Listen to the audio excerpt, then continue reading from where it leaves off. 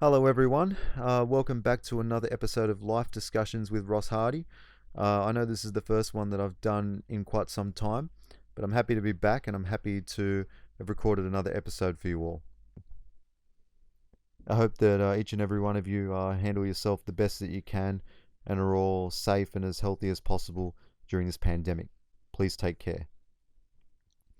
So, on this episode, as you may have read in the title, I'm going to be talking about some necessary reality checks using tough situations to improve, such as self hatred and sleeping on the streets. Now, I do not recommend all of the things that I'm going to talk about to everyone. I'm just sharing my experiences with what helped me. And if any of you can resonate with what's going on, with what I've talked about, then I'm very happy about that. But be warned, a lot of the stuff that I'm going to talk about is not going to be the most pleasant to hear, but it's just a harsh reality of some things in life. And I hope that by sharing more of these stories, that again, it can help someone. But I hope that this doesn't make you too uncomfortable to listen to. So I'm going to start by talking about some important reality checks that I had to come to terms with, but was more than happy to do so and just accept it all as a part of life to learn from. First of all, people like to talk about how you should be making your passion your paycheck, and if you're not passionate about what you're doing for a living, then you shouldn't be doing it. In my opinion, this is simply not true. Now, don't get me wrong, it would be absolutely amazing if every single person on earth could all achieve this. But the reality is, it's just simply not possible for everyone. And I want to tell you that's perfectly fine. There is absolutely nothing wrong whatsoever with having what is considered a more normal occupation, such as being a teacher, a bus driver, a garbage truck driver, a taxi driver, a fuel station attendant, and so many other jobs like that, which, by the way, are what help the world go round. The thing is, a great majority of society has this fixation on what real success is, especially when it pertains to anything that will make you rich or famous. For those who are able to earn that, that's great. I'll give you a huge congratulations. But just because you never make it big to where almost the entire world population knows who you are, or you never become a multi-millionaire or billionaire, does not mean you aren't successful at all. In my opinion, true success for any human being is to successfully put yourself into a position where you're able to live comfortably rather than lavishly. You get up, put in as much effort into what you're doing as much as you possibly can by doing what needs to be done on a weekly basis, and then you're able to enjoy life through those hard-earned efforts. There are millions of people worldwide who don't care about having a so-called dream job because they can find happiness elsewhere and use their paycheck to help fund their other passions such as sports or hobbies. As long as you're not miserable, you don't have to love your work. The most important thing is to continue to give yourself and everyone else involved your best effort, whether it is other associates or consumers, and instead you can love all the things that come from that. You can forge close friendships and you can fund your own hobbies, as I said. Sure, getting to have your passion as your job is ideal, but unfortunately it's just not always reality. And either way, you can find happiness through your hard work and efforts. The second reality check that I learned was to start taking matters into my own hands. Now, unfortunately, as many of you know, I had to overcome many severe problems where I had to overcome depression, obsessive compulsive disorder, suicidal thoughts, and useless medications that often did more harm than good, and I had no choice but to fight my way away from them, which I did, and it's been amazing to be that mentally strong now. But unfortunately, I got turned down for probably more than 30 jobs that I applied for afterwards because no one would hire me, even though I was more than capable of doing any of those roles. But because I didn't know anyone and I was in my late 20s with such a long gap of full-time employment, no one would hire me. Unfortunately, one of the worst things about life is that you can try your best to get up and turn your life around, but very few people will actually truly care about that. So I decided to take matters into my own hands by studying towards a career instead of pointlessly just applying for jobs without any success. Now, this could be included more in the already long first reality checkpoint, but I'll mention it as well. For me personally, my journey through film school has been absolutely outstanding and definitely one of the greatest decisions that I ever made in my life, but also, in my opinion, one of the most necessary ones. Now, even though I love what I do very much, I have to say, I would have still been more than happy to continue labouring like I used to before my massive mental breakdown, or even go to work for retail at a shop. I probably would not have enjoyed any of that line of work as much as what I'm doing now, but in all honesty, passion can often come from other things in life, as I mentioned before. And unlike a lot of other creative people, I'm actually aiming more towards the more technical roles for either film production or TV stations as an editor, sound editor, or camera operator. Even though I love and enjoy my own creative endeavors, I also love the more technical operating roles, and actually I'm more focused on those because I'm going to be completely honest as always. I care more about making a secure financial living than I do about creating my own work. But my mindset is, if I can get a secure job with guaranteed money, I can then pursue other creative endeavors without having to be broke. It's a shame that money is so necessary for so many things, but that's a fact of life. Money isn't the only thing that equals happiness, but it's hard as hell to be happy without money because there's just so many things that are not possible without it. I know that from experience. Being able to work and travel overseas and look after myself independently are the three main goals of my life, far more so than ever having a relationship. In fact, I'm not afraid to admit that I'm now 30 years old and I've never even had a girlfriend before. And I'm not afraid to admit that. Even though I'm sure a majority of society would look down on me as being a pathetic loser. But here's where a great use of self-hatred works, and I'll get more into this topic later on. I can never feel bad about anyone's words because they will never say anything about me that I haven't already said about myself. But I don't feel pathetic about not having a girlfriend though. I've felt bad about other things, but I'll get more into that. But I actually do believe that I will never ever have a girlfriend in my entire life, believe it or not. And I'm okay with that. I'm not sad about it in the slightest. To not have that care might make me seem weird or stupid, but honestly, it is a massive relief to have given up on wanting to be in a relationship or even to care one single ounce of what anyone thinks about it. I mean, if it happens in the future, sure, it will be nice, but I'm honestly not expecting it to ever happen because of my age and because I believe it's too late now. But whatever happens, I can absolutely guarantee that I will never beg for anyone's attention or love. Because if you have to beg, then they don't care about you. And just as importantly, as I've talked about before, I absolutely refuse to date anyone until I'm financially secure and don't want to date anyone else unless they are too. Because that way, if things don't work out, we can both walk away and continue to look after ourselves. No matter what happens, I will be more than happy with myself if I can still maintain all of my incredible friendships, love from the few family members that I have, and be able to continue to play strong tennis, enjoy all my hobbies, and work and travel as I mentioned. That's what matters to me, and I hope that each and every single one of you find what matters to you the most. Because, newsflash, it doesn't have to involve a partner or kids. Next, I'll talk about sleeping on the streets, rooftops, and everything else that I did in order to keep going, and why I was happy to do it.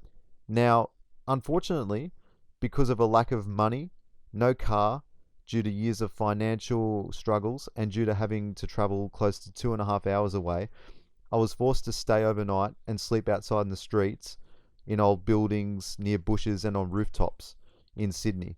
And then in order to make it back home due to public transport not always being available once I took the 2-hour long train ride back, I would often have to walk from the station again. These walks were often 5 hours long in a single day. Throughout all those times when I slept on the streets in Surrey Hills in Sydney, I felt completely happy and proud, and here's why. These are all the positives that I took from this experience. For the first time in my life, I felt like I was actually being independent, living on my own, which is something that I've wanted to do for a long time, and not relying on anyone else to run after me.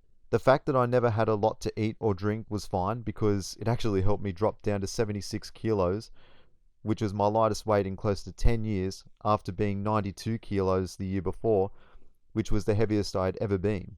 And obviously, Losing that weight and taking all the 5 hour long total walks in order to get back home after staying the night helped me play much harder and better tennis because I was more fit. And thankfully, I always had my hygiene products with me, as well as extra clothes to sleep in. I did exactly what had to be done, and I will always be as proud as I can possibly be for that. For once in my life, I felt that I stopped being such a pathetic waste of space who stayed down way too easily, quit way too easily, and who made way too many excuses. Through these experiences, I learned to replace those excuses with more reasons to fight as hard as possible. For all the tough self deprecation and being extremely cautious to accept praise, this is something that I can honestly look at and be proud of. All the people who would blast their lights at me, their horns, or yell something at me during my long treks, honestly, it never bothered me a single time. The reason being is because I am certain that absolutely none of them would have had the guts to do any of that. To be fair, maybe they aren't as crazy either, but I will always be proud of doing everything that I had to do without taking advantage of anyone else or behaving in a completely disgusting manner behind a luxury like transport that they should be thankful for, and not trying to tear others down like me who are just trying to get by for their own amusement. But that's yet another reality check that I learned. Don't ever expect kindness or respect from a good majority of humanity that just simply doesn't exist. The last point that I want to make before I end this episode on a much more positive note is using self-hatred towards myself in order to keep pushing to fight hard and improve. As many people who know, they already know that I have a habit of using extreme self-deprecation of myself, such as calling myself a pathetic piece of garbage, a piece of crap, or a useless waste of space. And here's why. Now, I don't necessarily recommend this to anyone else. In fact, I don't recommend it to anyone else at all. But this is something that actually works very well for me.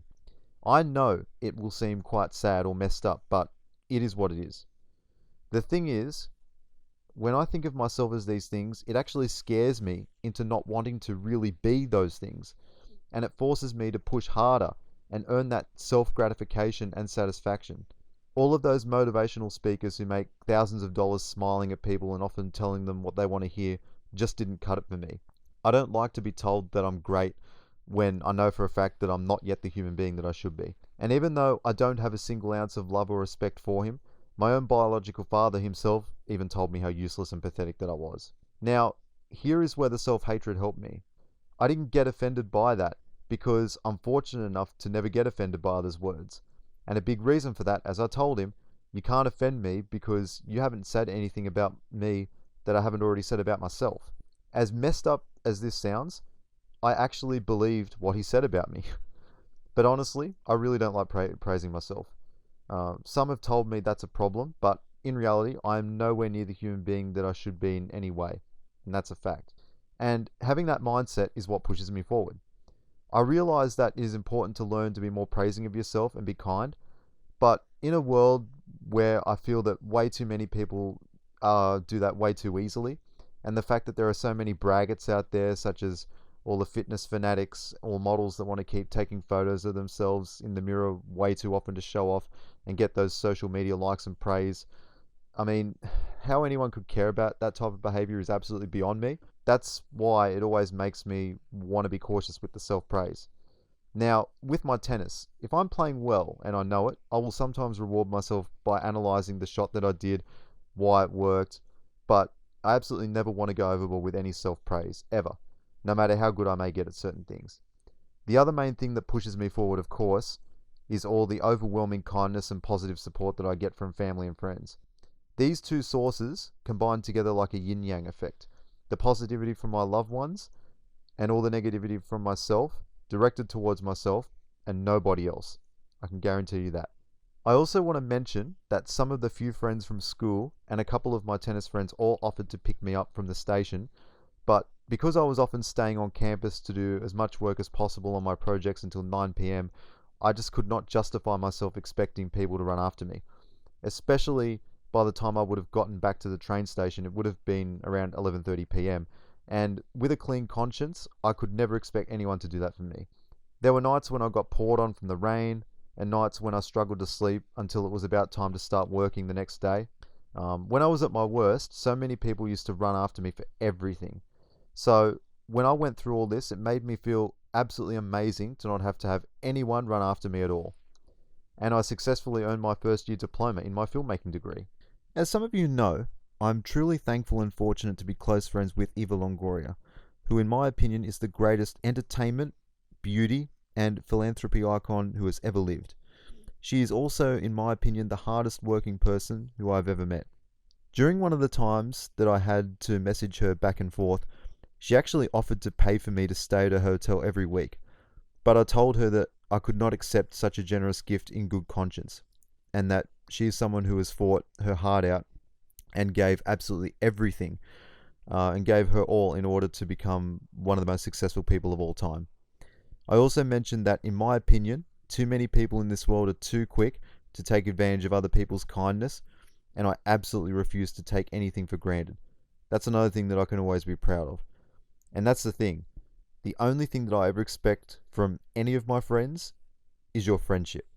None of you have to go out of your way to do anything else for me. You don't have to pay for anything for me. You don't have to drive to come and get me or anywhere. That's an absolute guarantee. But then in February 2020, just before my 30th birthday, along with one of the greatest Australian actors ever, Lincoln Younes, who I also had one of the greatest pleasures ever of meeting in my life, Eva gave me one of the greatest surprises ever with an amazing Toyota RAV4, and I broke down crying for approximately 30 minutes. When Eva called us, I told her that I was so thankful to be able to continue my journey without having to sleep outside anymore. But as I said, and I told her this too, I would have been completely happy to keep doing it if I had to. What Eva and Lincoln did for me was far beyond ever expected, way too kind, and given all the mindsets mentioned of fighting hard and not making excuses, and not relying on anyone running after me, I couldn't help but feel guilty for accepting such an amazing gift, but I still didn't think that I deserved it. But to have the both of them, the amazing staff at Sydney City Toyota, and many of Eva's family and friends all tell me that I did deserve it, it helped me believe that. It's so amazing to be able to work as hard as I want without having to go to as much of the extreme anymore. Well, that's going to be it for this episode. Thank you so much for everyone that listened. I'm sorry if my voice is a bit boring or I go on for maybe a bit too long than what you'd like to listen to. I'm trying my best. If you like what you hear, please feel free to subscribe, leave a comment. None of that is ever necessary though. More than anything, just please take care, and thank you very, very much for listening.